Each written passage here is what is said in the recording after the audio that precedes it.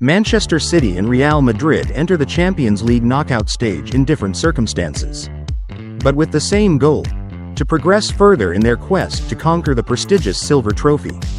The clash between the two teams who have traded the championship in the last 2 seasons is not only a test of strength, but also a showcase of character and squad depth. Man City, despite being considered one of the leading contenders, had a far from easy group stage campaign.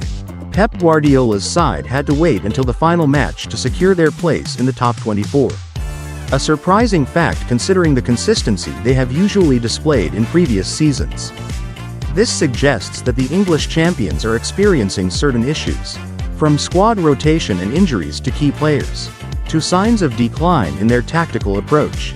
Nevertheless, as they enter the knockout stage, City remains a formidable force, especially at the Etihad Stadium, where they maintain impressive form with a string of consecutive victories. On the other side of the battle lines, Real Madrid continues to prove that they are the greatest team in Champions League history with their remarkable ability to resurrect themselves. Despite a disappointing start to the group stage with 3 defeats in their first 5 matches, Los Blancos still managed to surge at the right moment to finish in a qualifying position. Under Carlo Ancelotti, the Spanish royal team isn't necessarily invincible, but they always know how to win in crucial moments. This is the factor that makes Real Madrid a perpetually difficult opponent in the knockout stages. Regardless of their prior form. Tactical analysis: Guardiola versus Ancelotti. Manchester City versus Real Madrid. Manchester City. Question marks in midfield and defense. Manchester City's projected lineup reveals a mix of world-class stars and enforced changes due to injuries. Rodri's absence due to an ACL injury is a massive blow. The Spanish midfielder is not only a pillar of Guardiola's possession-based system but also a vital shield, providing balance between attack and defense. Without Rodri, City is often vulnerable to swift counter-attacks, as evidenced by their recent 1-5 defeat to Arsenal. In midfield, Guardiola will likely rely on the duo of Bernardo Silva and Mateo Kovacic. Silva is a creative player, excellent at ball retention and escaping pressing situations, but he is not a defensive midfielder. While Kovacic is experienced, he lacks the consistency to play the anchoring role like Rodri. This could pose problems for City against the dynamic midfield of Real Madrid. Featuring players like Bellingham, Modric, and Camavinga, City's attack remains a bright spot, boasting names like Phil Foden, Kevin De Bruyne, and Erling Haaland. Foden is having an impressive season, demonstrating significant growth and becoming a key attacking threat. De Bruyne continues to be an irreplaceable creative force, capable of delivering killer passes.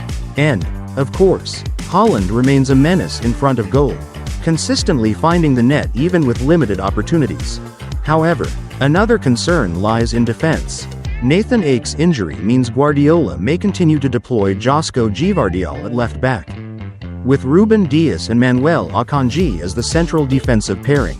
Akanji is comfortable on the ball, but he's not a dominant aerial presence. This could be a weakness against Real Madrid's aerial prowess. City's projected lineup: Ederson, Nunes, Akanji, Dias, Gvardiol, Silva, Kovacic, Foden, De Bruyne, Savinho, Haaland. Real Madrid, a makeshift defense, but a powerful attack. While Man City grapples with Rodri's absence, Real Madrid faces a genuine defensive crisis. They are missing a host of key players due to injury, including top center-backs like Antonio Rudiger, Eder Militao, and David Alaba.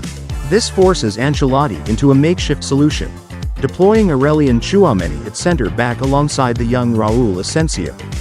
Tchouameni is a top-class defensive midfielder, but not a natural center-back. This could leave Real Madrid vulnerable in set-piece situations or against Haaland's physicality. Dani Carvajal's absence, along with Lucas Vázquez's injury, further weakens Real Madrid's right flank. Federico Valverde might be tasked with filling in at right back. This adds defensive strength and pressing ability but potentially sacrifices some attacking creativity. Despite the patched-up defense, Real Madrid's attack remains one of the strongest in Europe. The trio of Vinicius Jr., Jude Bellingham, and Rodrigo offers pace and versatility, while Kylian Mbappe remains their most potent threat. Bellingham has proven himself as an excellent number 10, capable of penetrating the box and scoring effectively. Meanwhile, Vinicius is a nightmare for any defense with his speed and dribbling skills. The only potential concern in Real Madrid's attack is Luka Modric's position. While his experience is invaluable, the Croatian midfielder is 39 and might struggle to keep up with Man City's pressing intensity. Real Madrid's projected lineup: Courtois, Valverde, Tchouaméni, Asensio, Mendy, Camavinga, Modric, Rodrigo, Bellingham, Vinicius Jr., Mbappe. Amidst pressure and expectations, personnel puzzles, and a history of tense clashes, Manchester City and Real Madrid once again enter a crucial Champions League battle.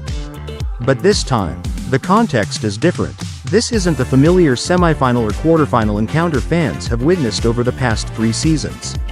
This is the first knockout round of the tournament under the new format, where both giants must pay the price for their group stage inconsistencies with a merciless knockout tie. If in previous years, the battle between these two teams was often seen as the pinnacle of European football, this time, it carries a different significance, a test to prove the enduring strength of two squads once considered continental powerhouses. Tactical issues and key matchups. Both Man City and Real Madrid enter the match with clear squad issues.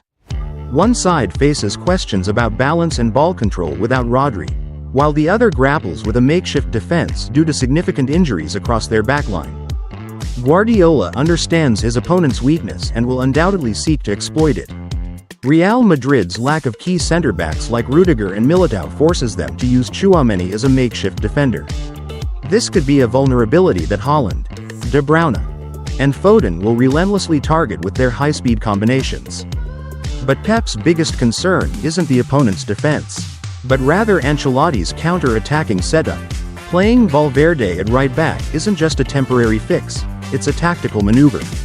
Valverde possesses pace, stamina, and excellent attacking initiation, enabling Real Madrid to transition rapidly from defense to attack. With players like Vinicius Jr., Mbappe, and Rodrigo ready to sprint forward upon receiving the ball. A single lapse in concentration from Man City could prove costly. The pivotal role of star players. This isn't just a tactical battle, it's a contest of exceptional individuals.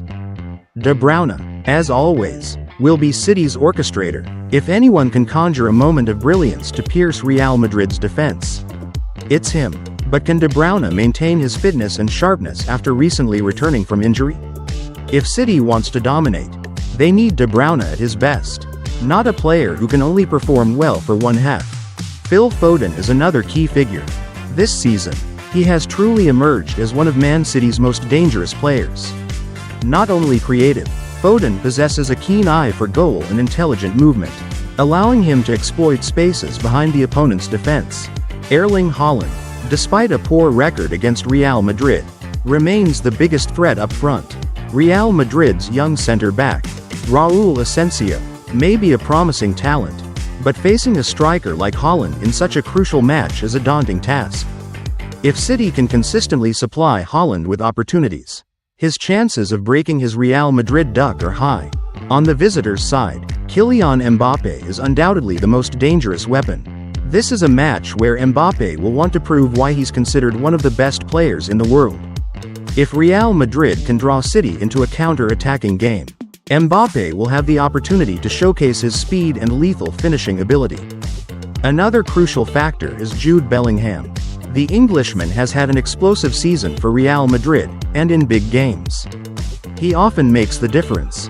Bellingham's intelligent movement, excellent technique, and confidence will be key for Real Madrid to control the game when needed. Match prediction. Man City will undoubtedly dominate possession, attempting to stretch Real Madrid's defense and exploit any gaps. Meanwhile, Real Madrid will patiently defend and await counter-attacking opportunities. City's biggest challenge will be limiting Real Madrid's transitions. If the Spanish side finds too much space, the risk of conceding goals is high. Guardiola may instruct his players to press high and play an aggressive game from the start to overwhelm their opponents. However, if City fails to score early, they could fall into Ancelotti's trap. A sharp Real Madrid counterattack could completely change the game's dynamic. The match is likely to be high-scoring, with both teams fielding less than ideal defenses. Man City may control the game, but Real Madrid's experience and composure in big matches will likely keep them in it. A score draw seems a plausible outcome, setting up a highly anticipated and dramatic second leg at the Bernabeu. Regardless of the result, this promises to be one of the most exciting matches of this year's Champions League season. Stay, don't you go. You make my every cell flow, my every breath slow and go. Yeah, that's how you make me feel I'm yours. You